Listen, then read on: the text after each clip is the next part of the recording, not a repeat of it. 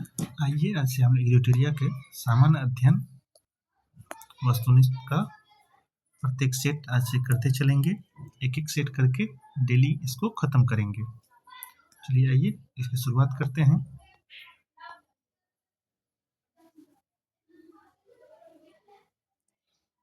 आज का पहला सवाल है,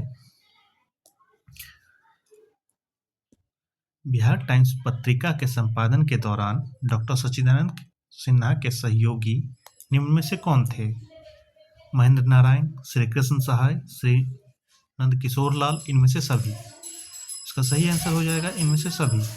महेश नारायण भी थे, कृष्ण सहाय भी थे और नंदलाल भी थे। अगला क्वेश्चन देखते हैं, डॉक्टर सच्चिदानंद सिन्हा किस वर्ष वकालत की पढ़ाई करने के लिए इंग्लैंड गए थे? तो ये 1889 में गए थे। अगला है, दिसंबर 1911 के कांग्रेस अधिवेशन में किसके द्वारा पृथक बिहार के समर्थन में प्रस्ताव लाया गया था? तो ये तेज बहादुर सुप्रू के द्वारा लाया गया था। अगला है, किस वर्ष से प्रतिवर्ष 22 मार्च को बिहार के स्थापना दिवस मनाया जा रहा है? तो ये 2011 से मनाया जा रहा है। अगला क्वेश्चन देखते हैं, बिहार सरकार द्वारा संचालित लक्ष्मीबाई सामाजिक सुरक्षा पेंशन योजना के अंतर्गत विधवा महिलाओं को कितनी राशि प्रतिमाह देने की घोषणा की गई है? तो ये 400 रुपये देने की घोषणा की गई है। अगला है, बिहार स्टार्टअप नीति 2022 के तहत राज्य में युवाओं उद्यमियों को कितनी राशि बिना ब्याज के 10 वर्षों के लिए दिए जाने की घोषणा की गई है? तो ये 10 लाख रुपए किया गया है। अगला है, बिहार के किस व्यक्ति को देश में ऑपरेशन मैन के नाम से जाना जाता है? तो ये रवि सिन्हा है। अगला है, बिहार सरकार द्वारा 100% साक्षरता प्राप्त करने का लक्ष्य कब तक का रखा गया है? ये 2030 तक का रखा गया है। आइए अगला क्वेश्चन देखते हैं, 9 नंबर। कौटिल्य ने अपनी पुस्तक में कितने प्रकार के दासों का उल्लेख किया है? ये 9 प्रकार के दासों का उल्लेख किए हैं। अगला है, कर्नाट वंश के किस शासक ने कर्नाट कुलभूषण की उपाधि धारण की थी? तो ये नान्यदेव थे। अगला है, बिहार के मिथिला क्षेत्र में किसके शासनकाल में पंजी प्रबंधन का विकास हुआ था? तो ये हरि सिंह देव थे। अगला है, बिहार में सैनिक अभियान आयोजित कर बिहार को दिल्ली सल्तनत के अधीन करने वाला पहला शासक कौन था? तो ये इल्तुतमिश था। अगला सवाल देखते हैं, 13 नंबर। किस शासक के संबंध में कानूनगो द्वारा कहा गया कि वह बाहर से मुस्लिम तथा अंदर से हिंदू था? ये शेरशाह सूरी के बारे में कहा गया है। अगला है, 1607 में बंगाल के गवर्नर बने बाज बहादुर को किसने कुल खान की उपाधि दी थी? तो ये जहांगीर के द्वारा दिया गया था। अगला है, किस शासन ने मनिहारी में युद्ध में शौकत जंग को पराजित कर मार गिराया था? तो ये सिराजुद्दौला था। अगला, माझी व्यवस्था का संबंध किस विद्रोह से है? तो ये संथाल विद्रोह से है। अगला क्वेश्चन देखते हैं, पीर मोहम्मद मुनीस ने अपने किस पत्रिका में चंपारण के किसानों की दुर्दशा का मार्मिक चित्रण किया है? तो ये प्रताप में किया है। अगला क्वेश्चन देखते हैं अब,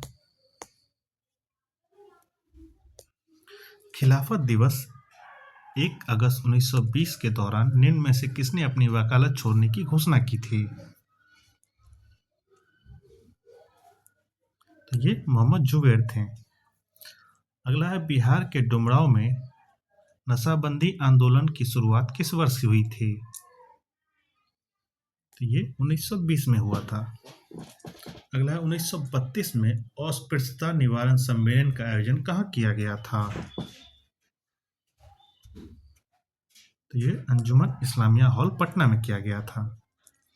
अगला है 1946 में कांग्रेस मिशन कैबिनेट मिशन के तहत राज्यों के वर्गीकरण समूह में बिहार को किस ग्रुप में रखा गया था? ये ग्रुप ए में रखा गया था। अगला सवाल है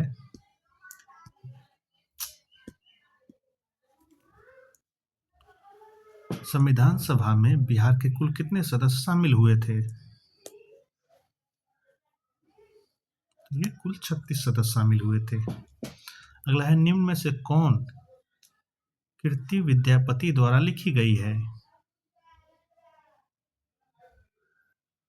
ये न्याय कंडिका है। अगला है पंचायती राज व्यवस्था के अंतर्गत उप मुखिया अपना त्याग पत्र किसे सौंपता है? तो ये जिला पंचायती राज पदाधिकारी को। अगला है बिहार के किस मुगल प्रांतपति ने रोहतास को अपनी राजधानी बनाया था? तो ये मानसिंह था। अगला है बिहार लगान परिषद के प्रथम अध्यक्ष निम्न में से कौन थे? तो ये जेम्स अलेक्जेंडर थे। अगला क्वेश्चन देखते हैं 27 नंबर। सिकंदर लोदी ने हुसैन शाह सरकी को पराजित कर किसे बिहार का प्रभावी नियुक्त किया था? दरिया खान नूहानी को किया था। अगला सवाल देखते हैं अब। निम्न में से किस आंदोलन के दौरान बिहार में स्वराज ट्रेन का परिचालन किया गया था? तो ये भारत छोड़ो आंदोलन। अगला है शुष्क पर्णपाती वन का विस्तार बिहार के किस जिले में सर्वाधिक है? तो ये इन सभी में है, गया, जहानाबाद, रोहतास। अगला बिहार में बरेली झील पक्षी अभयारण्य कहाँ स्थित है? बरेला झील पक्षी अभयारण्य कहाँ पर है? ये वैशाली में है। अगला है बिहार के किस पक्षी विहार में लालसर नामक कश्मीरी पक्षी अक्टूबर से फरवरी तक प्रवास करते हैं? ये बक्सर पक्षी विहार में। अगला सवाल है बिहार के सीतामढ़ी, मधुबनी, दरभंगा जिले को किस भूकंप जोन के अंतर्गत रखा गया है? तो ये जोन 5 है। अगला है बिहार के किस जिले में तसर रेशम का उत्पादन सर्वाधिक होता है? तो ये भागलपुर में होता है। अगला है बिहार में स्थित कोसी परियोजना की नहरें कहाँ से निकलती हैं? तो ये हनुमाननगर के निकट से निकलती है। अगला बिहार से प्राप्त हुआ पहला द्विभाषी अभिलेख निम्न में से किस शासक से संबंधित है? ये बाबर से संबंधित है। अगला सवाल 36 नंबर। ग्राम कचहरी में अपील की सुनवाई हेतु न्यूनतम पंचों की गणापूर्ति की संख्या कितनी होती है या कितनी होनी चाहिए? तो ये 7 होनी चाहिए। अगला बिहार के किस क्षेत्र में लेटेराइट मिट्टी सर्वाधिक पाई जाती है? तो ये छोटा नागपुर पठार के उत्तरी भाग में।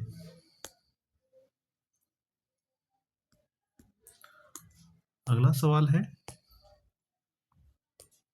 मध्यकाल में बिहार शरीफ प्रसिद्ध था किसके लिए? तो ये प्रांतीय प्रशासन के केंद्र के रूप में था। अगला बिहार सरकार द्वारा किस वर्ष पर्यटन को उद्योग का दर्जा दिया गया है? ये 1987 में। अगला है निम्न में से किसे फिरंगिया संगीत के रचयिता के रूप में जाना जाता है? ये मनोरंजन प्रसाद सिन्हा। अगला क्वेश्चन है सूची को सूची 2 से मिलान कीजिए। बिहार स्टार्टअप नीति, बिहार कृषि निवेशक प्रोत्साहन नीति, ऑक्सीजन प्रोत्साहन नीति और कृषि रोडमैप की शुरुआत।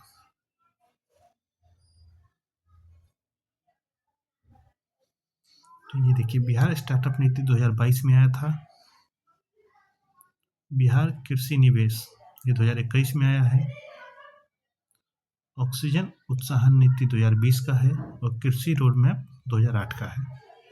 इसलिए इसका डी सही हो जाएगा, सॉरी सी सही होगा इसका, सी सही होगा। 1 का डी हो जाएगा, 2 का ए होगा, 3 का बी होगा और 4 का सी हो जाएगा। अगला, सविनय अवज्ञा आंदोलन के दौरान हजारीबाग जेल से किस हस्तलिखित मासिक पत्रिका का प्रकाशन होता था? तो ये बंदी कैदी का होता था। अगला सवाल है, निम्न में से कौन बिहार सरकार की महत्वाकांक्षी योजना 7 निश्चय पार्ट 2 के अंतर्गत शामिल नहीं है?